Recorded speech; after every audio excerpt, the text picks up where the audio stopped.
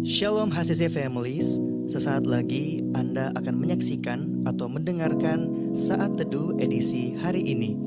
Mari persiapkan hati dan pikiran saudara untuk bersungguh-sungguh mengambil waktu, berdoa, dan menyembah Tuhan bersama-sama. Kami berdoa lewat Saat Teduh ini, saudara dikuatkan dan saudara diubahkan lewat firman Tuhan yang luar biasa. Mari siapkan hati saudara dan selamat menyaksikan.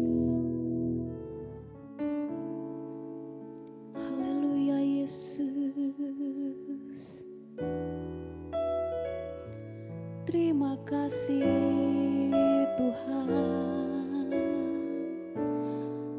atas kebaikan-Mu buat hari ini.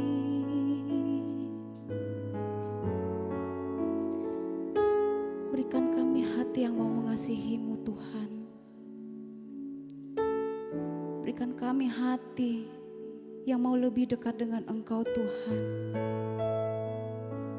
Berikan kami hati yang selalu rindu menyembah-Mu, memuji-Mu Tuhan. Ini hati kami Tuhan. Haleluya.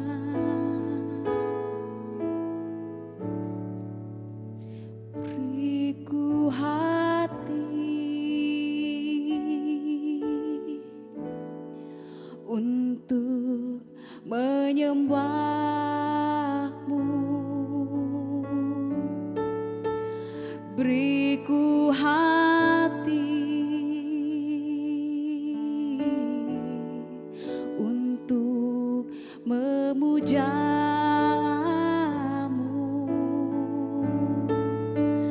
beriku hati memuji-Mu dan mengasihi Engkau seperti wanita yang datang mengurapi-Mu. Beriku hati, beriku hati, oh, untuk menyembah-Mu.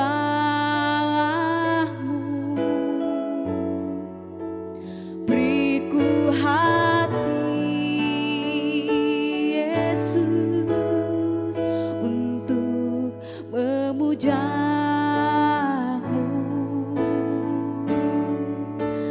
Beriku hati memuji-Mu dan mengasihi Engkau seperti wanita yang datang mengurapi-Mu. Oh, oh. Beriku hati memuji-Mu dan mengasihi Engkau seperti wanita yang datang mengurapi-Mu. Beriku hati Tuhan, beriku hati, oh, untuk menyembah-Mu. Beriku hati, beriku hati, Yesus, untuk memuja-Mu.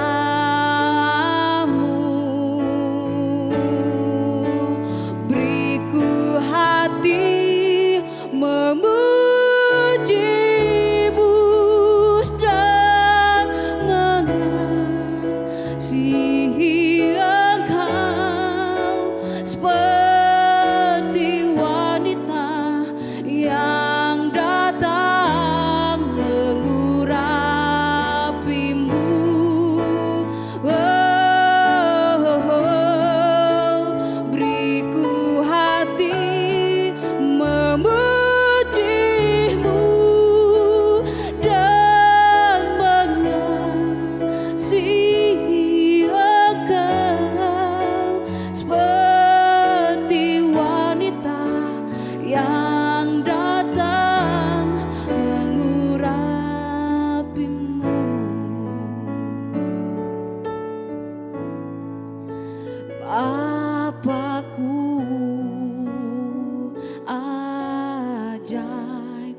segala rancangan-Mu. Tuhanku, heran perbuatan-Mu. Oh, Engkau sanggup mengadakan segala yang ku perlukan menurut kehendak-Mu. Terjadilah, Engkau sanggup mengadakan segala yang ku perlukan menurut kehendak-Mu. Terjadilah,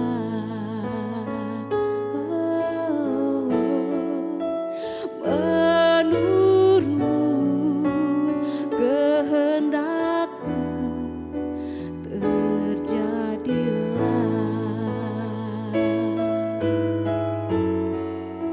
menurut kehendak-Mu. Terjadilah, Bapa, terjadilah sesuai kehendak-Mu dalam hidup kami, Tuhan. Oh, haleluya, haleluya. Yesus baik,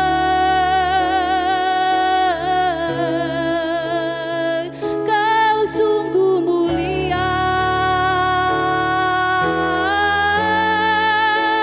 Kami menyembah-Mu, Tuhan, meninggikan nama-Mu.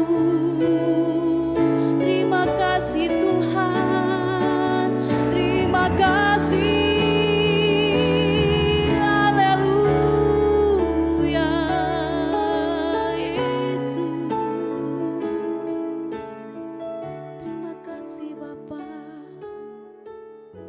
Kami percaya, Tuhan.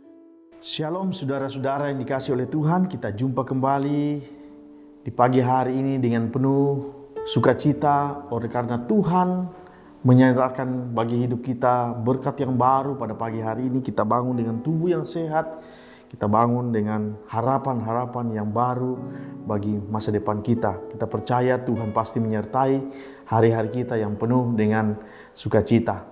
Nah, saudara-saudara, kita akan mendengarkan kebenaran firman Tuhan yang akan melandasi, memotivasi kehidupan kita untuk tetap melangkah di hari-hari yang Tuhan anugerahkan bagi hidup kita. Tapi sebelum itu, saudara, saya ajak saudara tundukkan kepala kita berdoa. Kami mengucap syukur untuk pagi hari ini, Tuhan Yesus.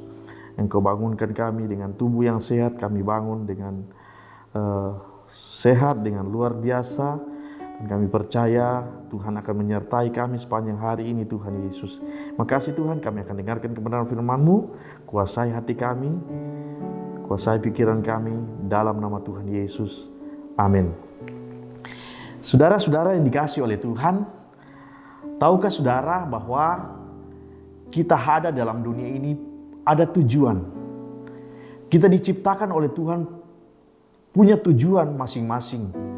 Allah menciptakan kita tidak secara kebetulan. Kita lahir ke dalam dunia ini, Tuhan punya rencana. Tuhan punya rancangan bagi kehidupan kita. Yaitu rancangan-rancangan yang penuh harapan. Bukan rancangan-rancangan kecelakaan. Tetapi rancangan hari depan yang penuh dengan harapan. Tentu saudara-saudara berpikir apa yang kita akan alami dalam kehidupan ini. Apa yang Tuhan rencanakan bagi hidup saya hari-hari ini. Oleh sebab itu kita harus mengerti apa tujuan kita lahir ke dalam dunia ini? Apa tujuan Allah menciptakan kita? Nah saudara-saudara, mari saudara saya ajak membuka kebenaran firman Tuhan yang terambil dari Roma pasal 5 ayat yang ke-10. Roma pasal 5 ayat yang ke-10, demikian firman Tuhan. Sebab jikalau kita ketika kita masih seteru diperdamaikan dengan Allah oleh kematian anaknya, lebih-lebih kita yang sekarang telah diperdamaikan pasti akan diselamatkan oleh hidupnya.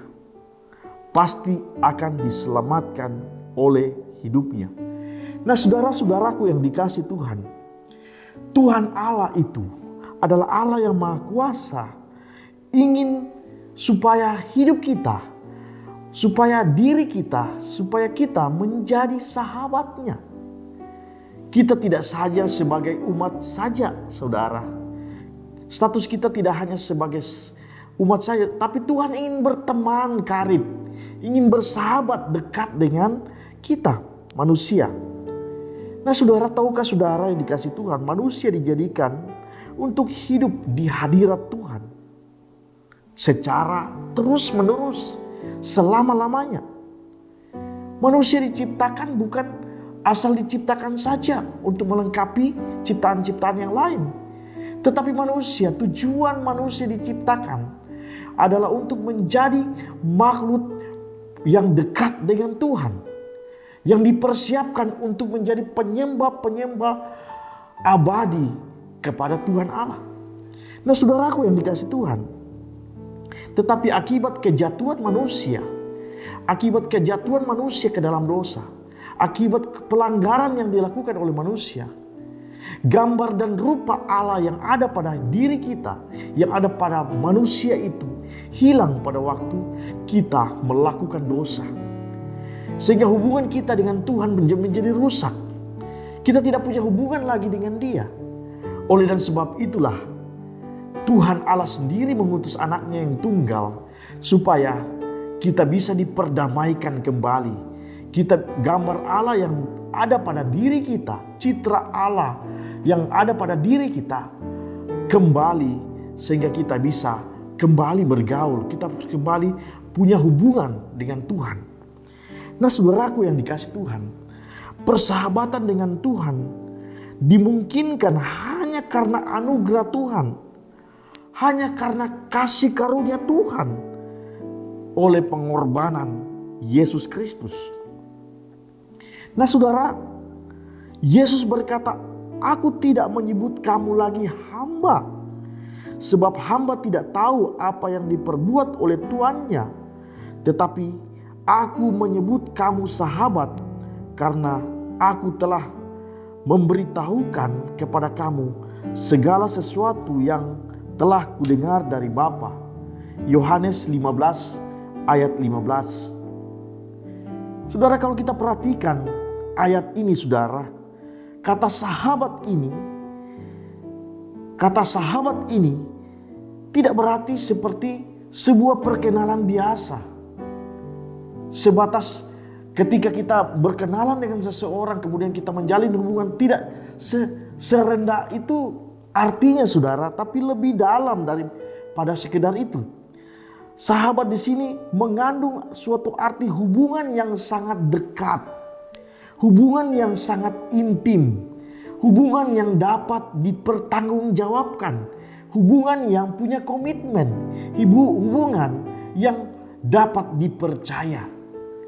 Ada banyak sahabat-sahabat di dunia ini yang meninggalkan sahabatnya ketika sahabatnya mengalami ketidakberuntungan.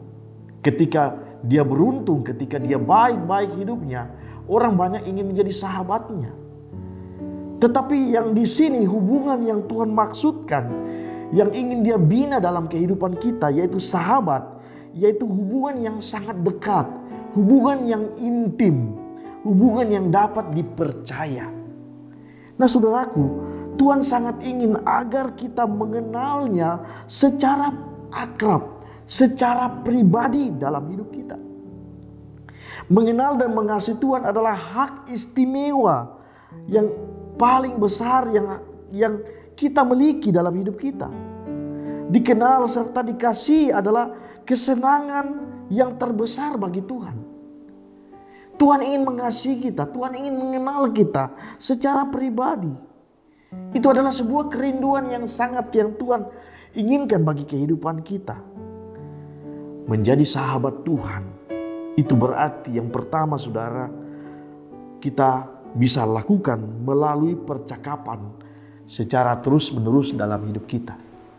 Kita bersahabat dengan Tuhan dengan cara kita melakukan percakapan, melakukan suatu hubungan komunikasi yang secara terus-menerus dengan Tuhan.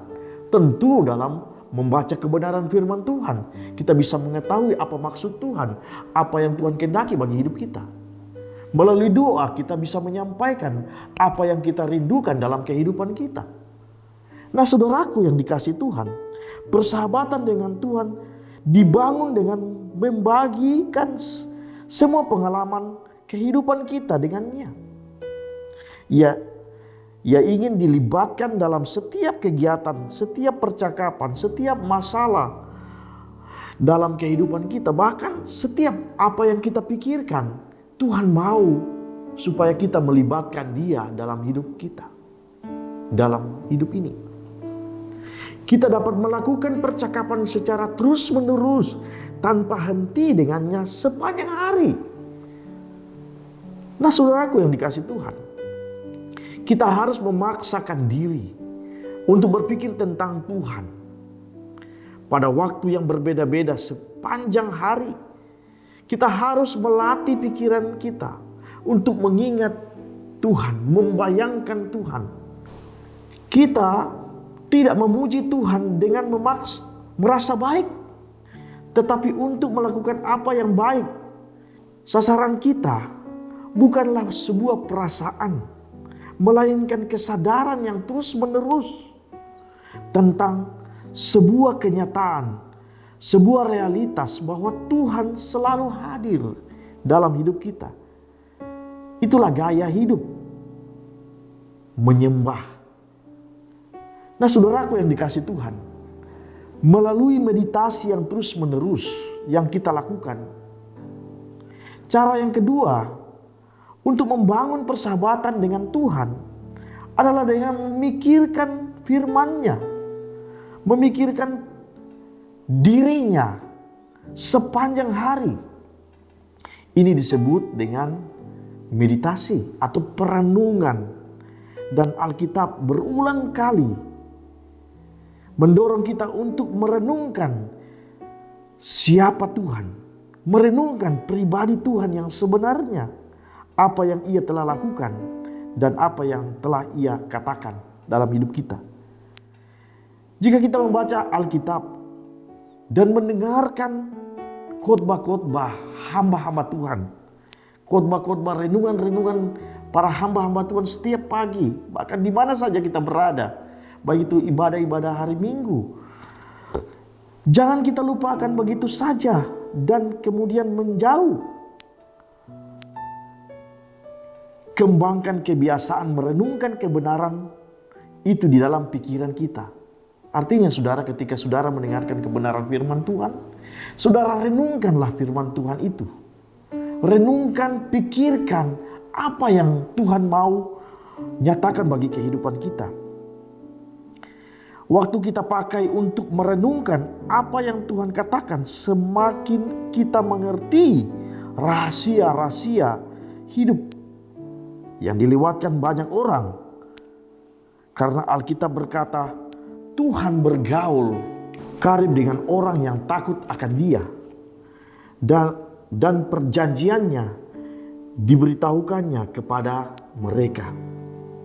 Nah saudaraku yang dikasihi Tuhan, firman Tuhan menjelaskan kepada kita, mengajarkan kepada kita, mulai hari ini, mulai sekarang kita mempraktekkan percakapan terus-menerus dengan Tuhan, merenungkan firman itu dalam kehidupan kita secara terus-menerus. Doa kita berbicara kepada Tuhan, meditasi membuat Tuhan berbicara kepada kita. Perenungan, ketika kita merenungkan firman Tuhan itu, biarkan Dia dalam perenungan itu berbicara secara pribadi dalam kehidupan kita. Apa yang Dia kehendaki bagi kehidupan kita melalui perenungan akan firman Tuhan. Nah, saudaraku yang dikasihi Tuhan, mengembangkan persahabatan dengan Tuhan itu sangat penting. Kita harus mengembangkan hubungan kita dengan Tuhan. Firman Tuhan dalam Amsal 3 ayat 32 berkata, dengan orang jujur ia bergaul erat. Dan Yakobus pasal yang keempat ayat 8 berkata, mendekatlah kepada Allah dan ia akan mendekat kepadamu. Nah, saudaraku yang dikasihi Tuhan, kita dapat mendekat kepada Tuhan dengan yang kita inginkan, sedekat yang kita inginkan. Nah, itu adalah pilihan kita. Kita bisa memilih sedekat apa kita dengan Tuhan. Apa kita makin dekat dengan Tuhan? Apakah kita hanya sekedar dekat saja? Itu pilihan. Tapi firman Tuhan berkata bahwa Dia sangat rindu kita sangat dekat dengan Dia. Seperti persahabatan lainnya, kita harus berupaya mengembangkan persahabatan itu dengan Tuhan. Jika kita menginginkan hubungan kita akrab yang lebih dalam dengan Tuhan, kita harus jujur membagikan perasaan kita kepadanya. Nah, saudara yang dikasihi Tuhan, yang pertama saudara yang dikasihi Tuhan, apa yang kita harus lakukan supaya kita semakin dekat dengan Tuhan, supaya kita semakin mengembangkan persahabatan kita, melekatkan persahabatan kita dengan Tuhan? Yang pertama, tentu kita harus memilih untuk jujur dengan Tuhan. Kita harus terbuka dengan Tuhan. Kita harus sungguh-sungguh mengungkapkan isi hati kita dengan polos dengan Tuhan, dengan jujur kepada Tuhan. Persahabatan sejati dibangun atas keterbukaan. Tuhan mendengarkan kata-kata yang sungguh-sungguh dari sahabatnya. Untuk menjadi sahabat Tuhan, kita harus jujur kepada Tuhan, membagikan perasaan kita. Perasaan yang sungguh-sungguh kita alami dalam hidup kita. Bukan apa yang kita pikirkan seharusnya dikatakan atau dirasakan. Orang sering menyalahkan Tuhan untuk luka-luka yang disebabkan orang lain. Kepahitan adalah penghalang terbesar bagi persahabatan dengan Tuhan. Oleh sebab itu, kita harus singkirkan segala penghalang-penghalang kita untuk kita bisa semakin dekat dengan Tuhan dengan melalui hubungan persahabatan. Apalagi saudara yang dikasihi Tuhan, untuk kita semakin dekat dengan Tuhan, semakin mengembangkan persahabatan kita dengan Tuhan, apa yang kita harus lakukan? Kita harus memilih untuk taat. Tidak saja hanya kita memilih untuk jujur, tetapi kita harus taat kepada Tuhan dalam iman. Setiap kali kita percaya akan hikmat Tuhan dan melakukan apa yang Ia katakan, walaupun kita tidak memahaminya, itu akan memperdalam persahabatan kita dengan Tuhan. Sekalipun kita tidak mengerti apa maksud Tuhan dalam kehidupan kita, tetapi kita melakukan firman itu tanpa kita protes, tanpa kita banyak bicara, itu namanya sebuah ketaatan kepada Tuhan melalui iman kita. Nah, saudaraku yang dikasihi Tuhan, kita sering ditantang untuk melakukan hal-hal yang besar bagi Tuhan.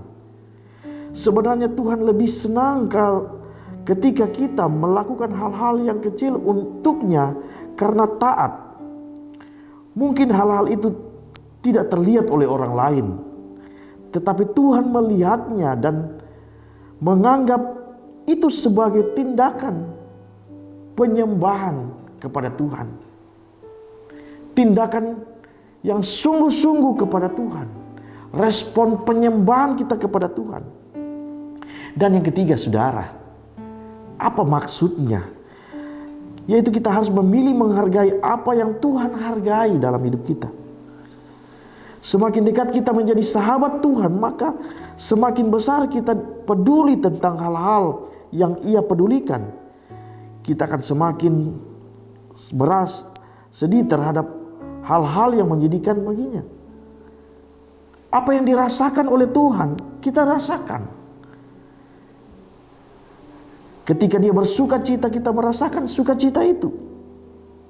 Ketika dia bersedih, kita merasakan kesedihan itu. Ketika apa yang dia tidak suka, kita akan merasakan itu. Nah saudara yang dikasih Tuhan, kita harus menghargai apa yang Tuhan hargai. Apakah yang paling Tuhan pedulikan dalam kehidupan ini?